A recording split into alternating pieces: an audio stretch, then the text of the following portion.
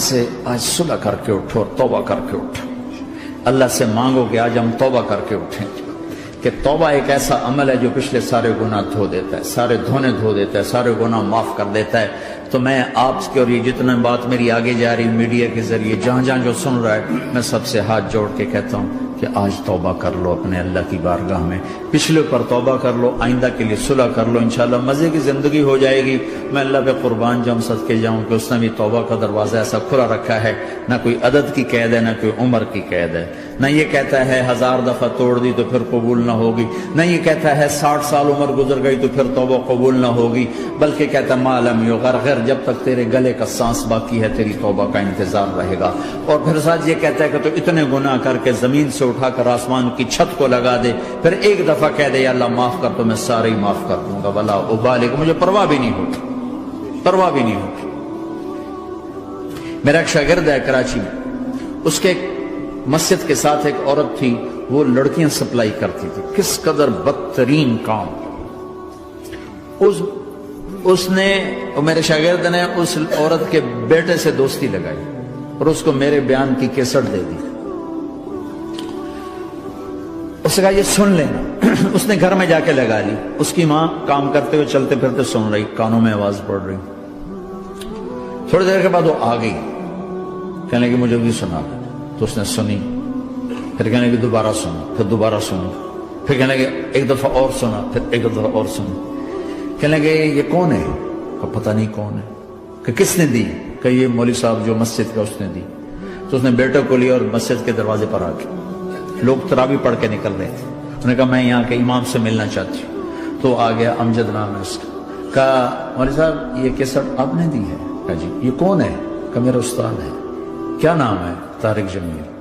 کہا اس نے کہا ہے کہ جتنے بھی گناہ کرو توبہ کرو تو قبول ہو جاتی ہے, تو میری توبہ قبول ہو سکتی ہے؟ تمہیں تو پتہ میں کیا کرتی ہوں.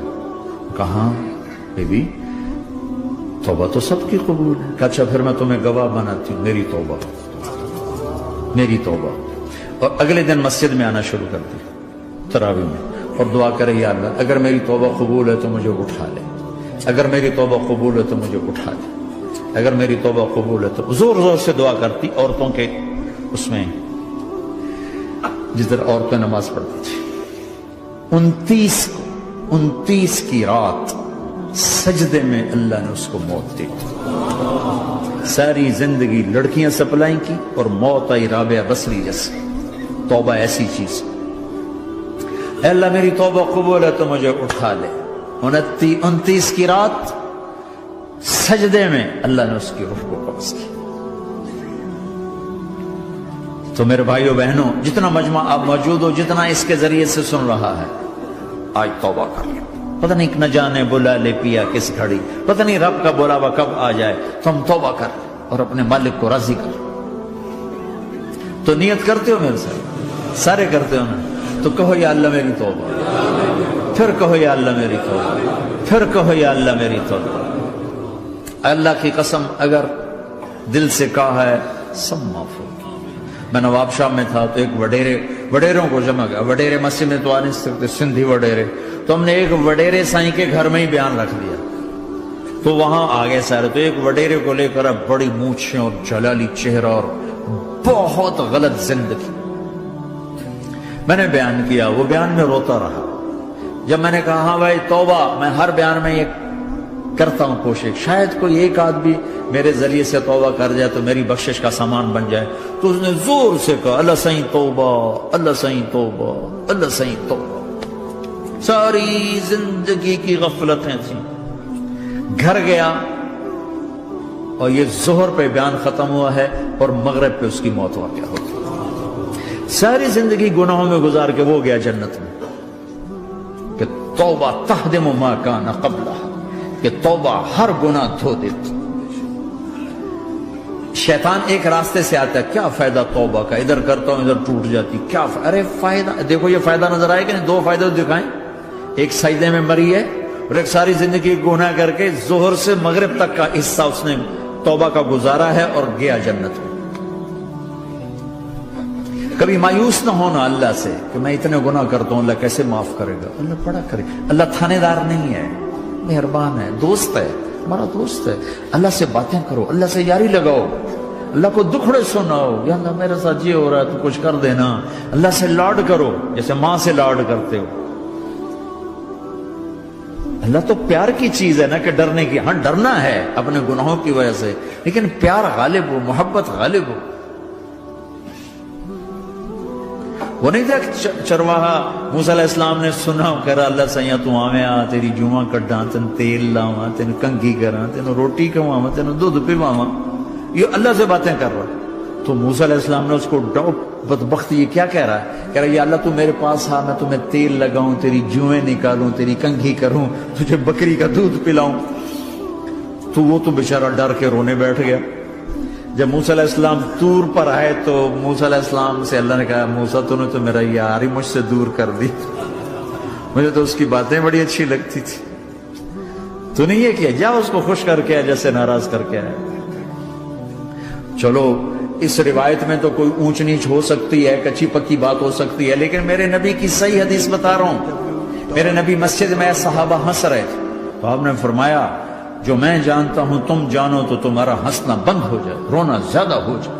تو سب صحابہ نے زاروں قطار رونا شروع کر دیا۔ آپ یہ کہہ کر واپس مڑے، دروازے تک نہیں پہنچے تھے کہ جبریل آ گئے کہ میرے محبوب تو نے میرے بندوں کو اتنا زیادہ ڈرا دیا مجھ سے، جا واپس جا، جیسے رولایا ہے ایسے ہی ہنسا کے آ۔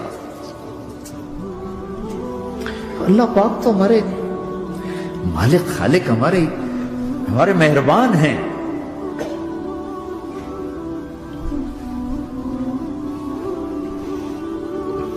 اللہ کو نہیں سنائیں گے تو کس کو سنائیں گے؟ تو جب کبھی توبہ ٹوٹ جائے اللہ کے واسطے مایوس نہ ہونا، پھر کر لینا، پھر کر لینا، پھر کر لینا، پتہ نہیں کون سی توبہ پکی ہو جائے، پتہ نہیں کون سی توبہ پکی ہو جائے۔ تو نیت کرتے ہو سارے بھائی؟ اب بہت بڑا مجمع آئے ہو، چھوٹا سا دو چھوٹے سے تبلیغ کے کام۔ ایک جمعرات کو مرکز میں جاؤ، ایک 3 دن ہر مہینے لگاؤ، ہر مہینے کسی بھی جماعت کے ساتھ چلے جاؤ تو انشاءاللہ آپ کو فائدہ ہوگا۔ جس جماعت میں 3 دن میں لگے اور میں نے کہا 4 مہینے لگاؤں گا، 4 مہینے اللہ نے تقدیر لکھی تھی، تو میں آگے چلا گیا رائمنڈ سے مل گئی جماعت، سارے ان پڑھ، سارے بڑی میری عمر 18 سال اور سب 40 سال سے اوپر، 60 70 اور سب ان پڑھ اور سب ڈیرہ اسماعیل خان کے دیہاتی، اور اتنے غصے والے کہ جماعت میں روز لڑائی ہوتی تھی۔ ایک آدمی چائے نہیں پیا کرتا تھا تو وہ روزانہ کہتا چائے کیوں بنائی ہے، میری چوانی واپس کرو، 4 آنے میرے واپس کرو، تو 4 آنے روزانہ واپس لیتا تھا، باقاعدہ 4 آنے اس کو روزانہ واپس کیے جاتے تھے کہ میں چائے نہیں پیونی، میری چوانی واپس کرو۔ اور جماعتوں میں جھگڑا ہوتا ہے کہ تم نے کھانا اچھا نہیں بنایا، اس جماعت میں جھگڑا ہوتا تھا کہ کھانا اچھا کیوں بنایا، اس پہ لڑتے تھے کہ خرچہ زیادہ ہو رہا ہے۔ اور خرچہ کتنا ہوا تھا؟ 1 مہینے کا سفر، جانا آنا بس کا، جانا بس کا آنا، اور اس زمانے میں کوئی کھانا کھلانے والے ہیں، سب خود پکایا، 2-4 جگہ کہیں ضیافت ہوئی، 27 روپے ٹوٹل خرچ ہوا تھا۔ کہ زیادہ خرچہ ہے، روز لڑائی، روز لڑائی۔ ایک اس میں رانگڑ تھا، اس کو اذان کا بڑا شوق تھا، وہ جاتی اذان دینی شروع کر دی، وہ بھائی اللہ کے واسطے اب بھائی تو مسجد کے معاملے میں دخل نہ دے، کیوں نہ دوں، گردن لمبی ہوگی، مؤذن کی گردن لمبی ہوگی، میں تو دوں گا۔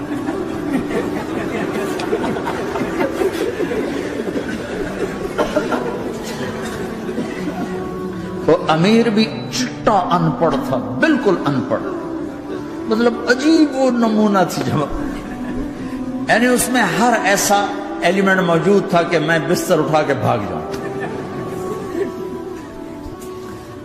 لیکن مجھے اسی سے فائدہ ہو کہ تبلیغ معلوماتی محنت نہیں ہے، تبلیغ صفات کو سیکھنے کی محنت۔ علم کو سیکھنے کے لیے مدرسے ہیں، علماء ہیں، تبلیغ تو صفات کو سیکھنے کی محنت، ایمان کسنا بنا۔ میں جب واپس آیا تو میں بیٹھا تھا مسجد میں، تو ایک شخص نے پوچھا آپ کہاں گئے تھے، کتنا سفر تھا، میں نے بتایا، کہنے کہ آپ نے کیا سیکھا؟ انہوں نے مجھ سے کہا آپ نے کیا سیکھا؟ میں نے کہا میں نے اپنی مرضی کے خلاف کرنا سیکھا۔ کہا ماشاءاللہ ماشاءاللہ آپ نے بہت سیکھا، بہت سیکھا۔ وہ ساری زندگی اس سے پہلے اپنی مرضی پہ گزر، اپنی چاہتیں، اللہ نے ماں باپ سے دیا ہوا بہت کچھ ہو، لیکن جو میری بنیاد بنی وہ سفر تھا جس میں روز لڑائی ہوتی تھی۔ تو کسی بھی جماعت میں چلے جاؤ، ویکنڈ چلے جاؤ، یہ نہ دیکھو کون ہے کون، چلے جاؤ، اس جاننے میں اللہ کی ہدایت کا نظام چھپا ہوا ہے۔ اور تم میں کوئی دو ایسے نہ ہو جو لڑے ہوئے، اٹھتے ہی صلح کرنا۔ میاں بیوی میں کھٹ بٹ ہے، اٹھتے ہی صلح کرنا۔ بہن بھائی لڑے ہوئے ہو، ماں باپ سے لڑے ہوئے ہو، اٹھتے ہی صلح کرنا۔ جو صلح کرنے میں پہل کرے گا اللہ کا محبوب بن جائے گا۔ شیطان پرانا کھلاڑی ہے نا کوئی، اور ہے بھی تجربہ کار، گول بھی بڑے ٹھگا ٹھگ کرتا ہے، نہیں؟ وہ روزانہ اپنی میٹنگ بلاتا ہے، میٹنگ، ہاں بھائی کیا کیا؟ تو کہتے ہیں جی زنا کرایا، تو ایسے بیٹھا رہتا ہے، یوں سر جھکا کر۔ چوری کرائی، نماز نہیں پڑھنے دی، جوا کھلایا، یوں کرتا تھا۔ ایک لنگڑا بھیڑتو شیطان پیچھے سے کہتا ہے جی میاں بیوی کو لڑایا، ہو شاباش، کام تو کر کے آیا ہے۔ میاں بیوی کو لڑایا، آجا آگے آجا آگے آجا آگے آجا، اس کو بلا کر گلے لگاتا ہے، پھر یہاں اپنے پاس بٹھاتا ہے۔ وہ بدبختو، یہ ہے اصل کام۔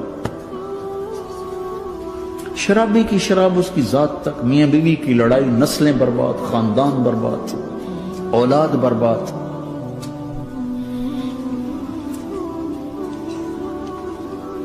تو آپس کا معاشرہ بناؤ، اسلامی معاشرہ بناؤ، محبت والا، درگزر والا، ایک دوسرے کی تعریف کرو، ایک دوسرے کو گفٹ دو، ہدیہ دو۔